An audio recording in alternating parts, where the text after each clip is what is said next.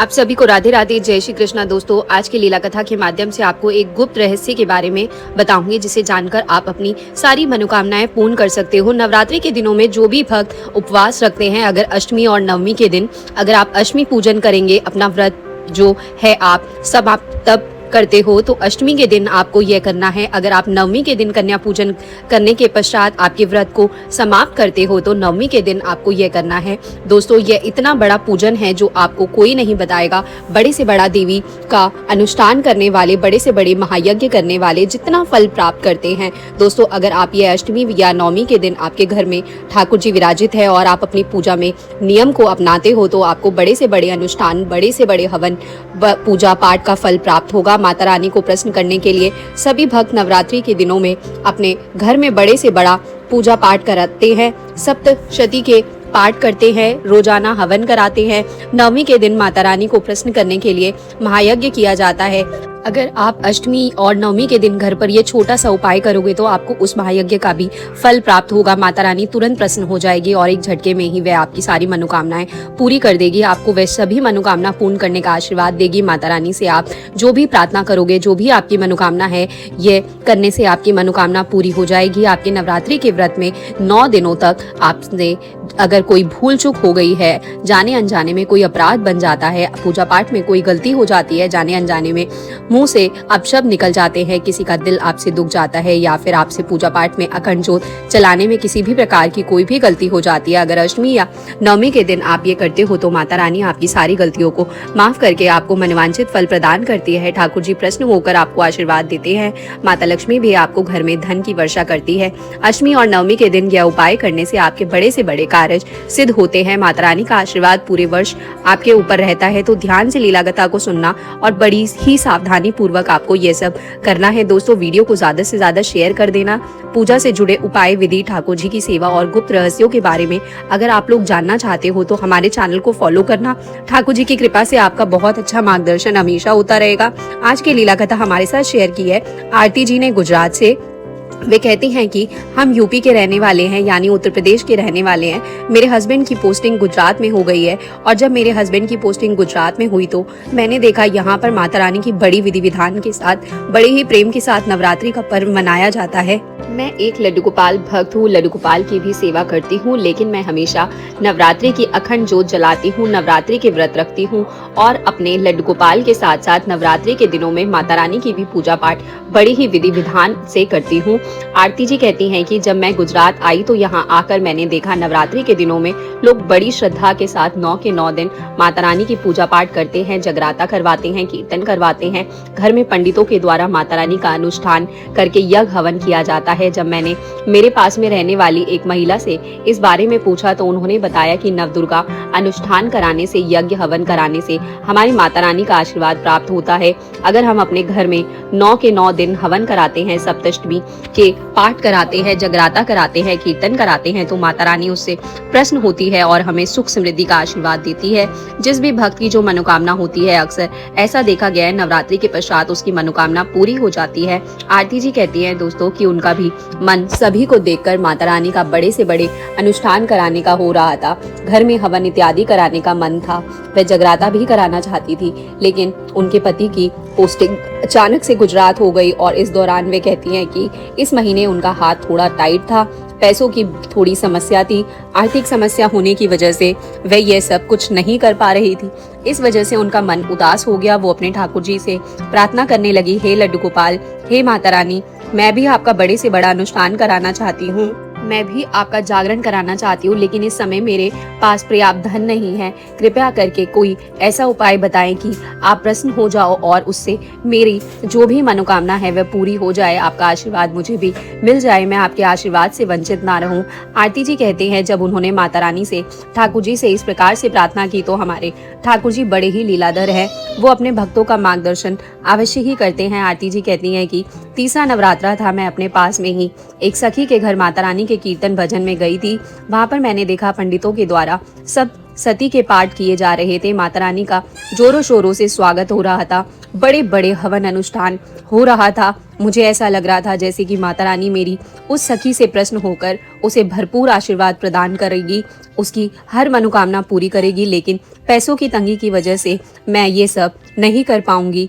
यह सोचकर मेरा मन भी उदास हो रहा था। मेरी गोदी में मेरे ठाकुर जी थे, मेरे लड्डू गोपाल थे। मैं उनको अपने साथ लेकर गई थी और मैं उनकी तरफ देखकर थोड़ा उदास हो गई। आरती जी कहती हैं, तभी अचानक से एक मैया मेरे पास आई और ठाकुर जी को देखकर मुस्कुराने लगी। उन्होंने कहा कि तुम्हारा लल्ला बहुत ही प्यारा है, कितनी सुंदर छवि है। और प्रेम के साथ लल्ला को, लड्डू गोपाल को अपनी गोदी में उठा लिया। उनके मुख की सुंदर छवि को देखकर वो मैया उन पर बलिहारी जा रही थी। उन्हें इतना प्रश्न देखकर मैंने उनसे पूछा कि मैया, आप भी माता रानी का इसी प्रकार से अनुष्ठान कराती हो, कीर्तन भजन कराती हो क्या?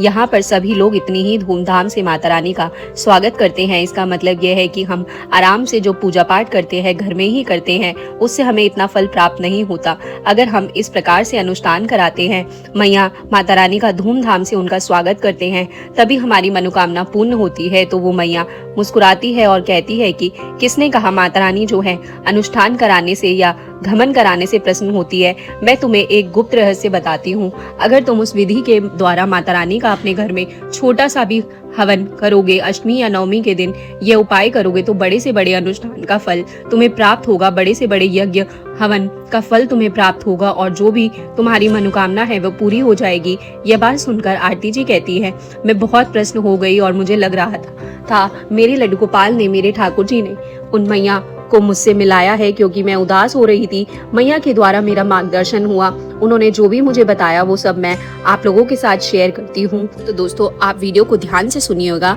जिस प्रकार से आरती जी ने अष्टमी या नवमी जो भी आप कन्या पूजन करते हो, जिस दिन भी आप उस दिन अगर आप कन्या पूजन करने से पहले जब अपनी पूजा प्रारंभ करते हो, अपनी पूजा पाठ करने के पश्चात माता रानी को हलवे पूरी का भोग लगाने के पश्चात, ठाकुर जी को हलवा पूरी का भोग लगाने के पश्चात अगर आप छोटा सा हवन अपने घर में करते हो, तो आपको बड़े से बड़े यज्ञ का, बड़े अनुष्ठान का फल प्राप्त होता है। उसके लिए मैं आपको सामग्री बताती हूँ। सबसे पहले हम एक सूखा गोला लेंगे और उसे ऊपर से काट कर थोड़ा सा, ताकि उसमें अच्छे से हम सामग्री को भर सके, इस प्रकार से काट लेंगे। उसके पश्चात हमें थोड़ी सामग्री लेनी है। पूजा की जलाने वाली हमें कपूर लेनी है, थोड़े से हमें चावल लेने हैं और थोड़े से हमें काले तिल लेने हैं। थोड़ा सा लोहार, गुगल, चीनी, घी गरम करके जो हम अपने संपूर्ण आहुति में डालेंगे, उसके लिए हमें अपना घी गरम करके रखना है। साथ ही साथ हमें लौंग लेनी है, इलायची लेनी है, थोड़ी सी हमें चीनी लेनी है, एक हमें पताशा लेना है और हमें थोड़ा सा गंगा जल मिलाकर एक पात्र जल से भर लेना है। गाय के गोबर से बने हमें उपले लेने हैं। आपको मार्केट में अच्छे प्रकार से मिल जाएंगे छोटे छोटे से उपले, जो हम पूजा के लिए लेकर आते हैं। और हमें एक मिट्टी का पात्र लेना है। अगर आपके पास हवन करने वाला पात्र है तो आप वह भी ले सकते हैं। वह हमारी संपूर्ण सामग्री होती है। अपने नवरात्रि के व्रत पूरा करने के पश्चात जब हम माता रानी को, ठाकुर जी को संपूर्ण आहुति देते हैं, उसके लिए यह संपूर्ण सामग्री होती है, जिससे हमें बड़े से बड़े यज्ञ का फल प्राप्त होता है।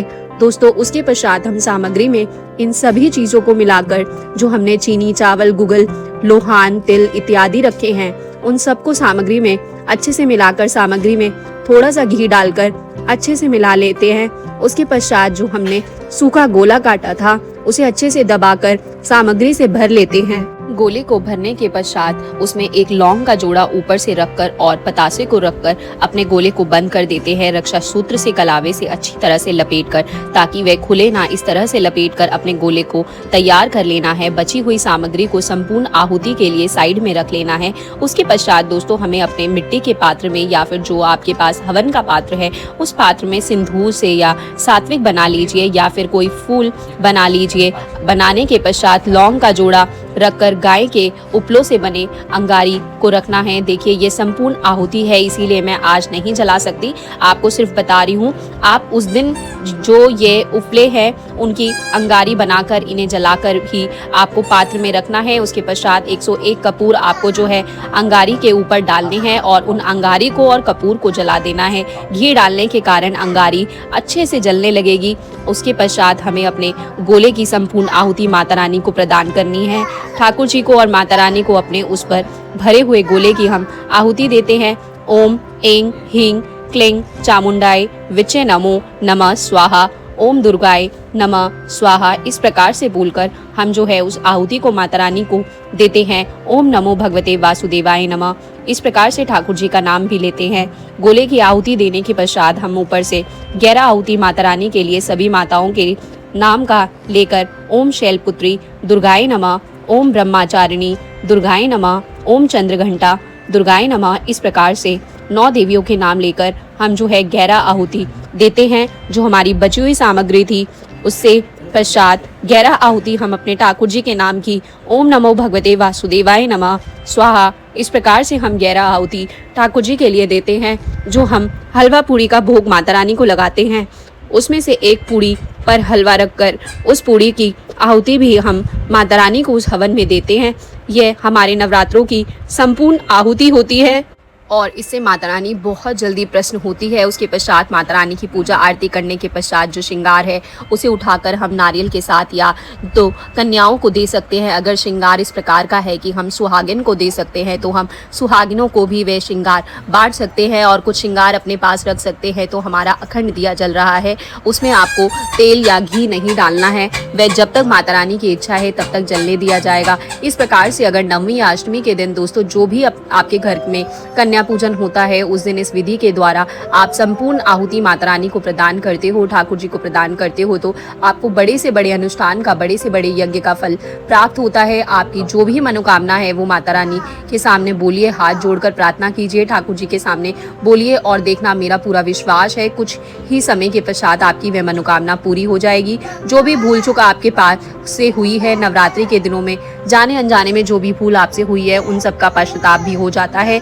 माता रानी आपसे नाराज नहीं होती और आपको मनवांछित फल प्रदान करती है। आरती जी कहती हैं कि जब उन्हें ये पता चला वे बहुत प्रसन्न हो गई। उन्हें लगा कि इतने तो पैसे उनके पास उपलब्ध है कि वह माता रानी को संपूर्ण आहुति दे सकती है। बड़ी प्रसन्नता के साथ ठाकुर जी को लेकर मैया के पैर छूकर वहां से अपने घर गई। आरती जी कहती है कि मैया के कहे अनुसार उन्होंने उसी प्रकार से नवमी के दिन कन्या पूजन से पहले माता रानी को, ठाकुर जी को संपूर्ण आहुति दी, उनसे प्रार्थना की और उनसे क्षमा याचना भी की। जो भी भूल चूक हो गई है, जो भी अपराध हुआ है उसे माफ करना और अपनी मनोकामना माता रानी के सामने रख दी। आरती जी कहती है कि एक और आश्चर्य करने वाली बात मेरे साथ हुई। जिन मैया ने मेरा मार्गदर्शन किया था कुछ समय के बाद वो मैया मुझे वहां पर भजन कीर्तन में दिखाई नहीं दी। मैंने जहां हर जगह सब जगह उन मैया को देखा लेकिन वो अचानक से कहीं गायब हो गई थी। मुझे ऐसा लगा कि मैया सिर्फ और सिर्फ मुझसे मिलने आई थी, मेरा मार्गदर्शन करने आई थी और ये सब मेरे लड्डू गोपाल की कृपा थी क्योंकि मैं उनसे ही प्रार्थना कर रही थी और उनसे सामने ही उदास थी। मेरे लल्ला से मुझे उदास नहीं देखा गया, इसीलिए वो मैया को लेकर आए थे। आरती जी कहती हैं कि उन्होंने नवमी के दिन जब इस प्रकार से बड़े विधि विधान के साथ सब कुछ अच्छे से किया, उनकी जो मनोकामना थी वे सचमुच पूरी हो गई। उन्हें विश्वास नहीं हो रहा था कि उनके घर के पास जिन लोगों ने माता रानी का बड़े बड़े अनुष्ठान कराया, जागरण कराया, जिन लोगों ने माता रानी का 9 दिन तक सप्तष्टमी का पाठ बड़े बड़े पंडितों से करवाया, अभी तक उनकी मनोकामना भी पूरी नहीं हुई थी। इतनी जल्दी आरती जी की मनोकामना पूरी हो गई थी। इससे यही पता चलता है कि इस तरह से माता रानी का संपूर्ण आहुति देने से माता रानी उतनी ही प्रसन्न होती है जितनी प्रश्न वो बड़े बड़े अनुष्ठान से, बड़े बड़े यज्ञों से और बड़े बड़े पाठ कराने से होती है। आरती जी कहती है कि मेरे पड़ोस में रहने वाली जिन लोगों ने अनुष्ठान कराया था उन्हें संतान नहीं थी और संतान प्राप्ति के लिए उन लोगों ने माता रानी के अनुष्ठान और जागरण कराए थे, लेकिन उनसे पहले आरती जी की मनोकामना पूरी हो गई। आरती जी कहती है कि मेरी भी कोई संतान नहीं थी और माता रानी से मैंने भी अपनी गोद भरने के लिए प्रार्थना की थी। नवरात्रि के 3-4 दिन के बाद ही अचानक से आरती जी कहती है मेरी तबीयत खराब हो गई और जब मैं डॉक्टर के पास गई तो मुझे पता चला कि मैं माँ बनने वाली हूँ। मैं बहुत अधिक प्रश्न थी लेकिन मेरे अंदर घबराहट भी थी क्योंकि हर बार जब भी मैं माँ बनने जाती थी तो मेरे साथ कोई ना कोई दुर्घटना हो जाती थी और उस वजह से मैं माँ नहीं बन पाती थी। लेकिन माता रानी की कृपा से उस बार मेरे साथ ऐसा नहीं हुआ। मुझे पूरे आराम से बिना किसी परेशानी इसके मैंने एक बेटी को जन्म दिया, मेरे घर में एक कन्या का जन्म हुआ। यह सब माता रानी का आशीर्वाद था, यह सब मेरे ठाकुर जी का आशीर्वाद था। और जिन लोगों ने माता रानी का बड़े से बड़ा अनुष्ठान कराया था, बड़ी से बड़ी पूजा और हवन कराई थी, उनके घर में मेरी बेटी के जन्म के 3 महीने के पश्चात एक बेटी का जन्म हुआ। लेकिन देखिए माता रानी ने उनसे पहले मेरी इच्छा को पूरा कर दिया, जिससे मुझे ज्ञान हुआ कि श्रद्धा और विश्वास के साथ अगर हमारी सामर्थ्य नहीं है तो हम पूरे विश्वास के साथ छोटे से छोटे अनुष्ठान भी करते हैं। माता रानी के लिए उन्हें संपूर्ण आहुति देते हैं तो माता रानी उतनी ही प्रसन्न होती है जितनी कि बड़े बड़े अनुष्ठानों से, पूजा हवन से होती है। तो अगर आपकी भी कोई मनोकामना है दोस्तों, तो आरती जी के द्वारा बहुत अच्छा मार्गदर्शन हुआ है। सभी भक्तों के लिए बड़ा ही गुप्त रहस्य का मार्गदर्शन हुआ है। तो दोस्तों, अगर आपकी भी कोई मनोकामना है तो नवरात्रि के दिनों में अष्टमी या नवमी के दिन आप भी माता रानी को, ठाकुर जी को संपूर्ण आहुति दीजिए और उनका आशीर्वाद प्राप्त कीजिए। आपके मनोवांछित फल प्रदान करने वाली माता रानी आपकी मनोकामना जरूर पूरी करेगी। ठाकुर जी आपके ऊपर कृपा जरूर करेंगे। दोस्तों, इस वीडियो को ज्यादा से ज्यादा शेयर कर देना ताकि सभी भक्तों को इस गुप्त रहस्य के बारे में पता चले। लड्डू गोपाल और माता रानी की कृपा सबको प्राप्त हो। अगर आपको वीडियो अच्छी लगी हो तो लाइक जरूर करिएगा। अगर आप इस चैनल पर पहली बार वीडियो देख रहे हैं तो प्लीज चैनल को सब्सक्राइब कर दीजिएगा। कमेंट जरूर करिएगा, आपकी भी कोई लीला कथा है तो मुझे कमेंट में जरूर बताइएगा, मैं आपसे कनेक्ट करूंगी। और अगर कुछ विचार नहीं भी है आपके तो कमेंट में राधे राधे, जय श्री कृष्णा, कुछ भगवान का नाम जरूर लिखिएगा। अभी फिलहाल आप सभी को मेरी तरफ से राधे राधे, जय श्री कृष्णा, बांके बिहारी लाल की जय। दोस्तों।